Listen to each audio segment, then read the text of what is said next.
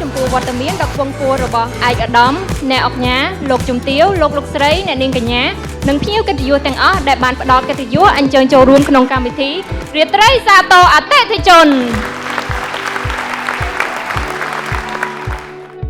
ជាបឋមខ្ញុំសូមជម្រាបសួរដល់ភ្ញៀវកិត្តិយសដែលជាអតិថិជននិងជាដៃគូហិរញ្ញវត្ថុរបស់ក្រុមហ៊ុន FWD Cambodia និងធនាគារជីបម៉ុងជាទីគោរពរាប់អាននិងសូមអរគុណយ៉ាងជ្រាលជ្រៅចំពោះវត្តមានរបស់អស់លោកនៅរាត្រីថ្ងៃនេះខ្ញុំដឹងថាម្នាក់សិតតែរវល់រៀងខ្លួនមមាញឹកអញ្ចឹងមានការងារមានគ្រួសារ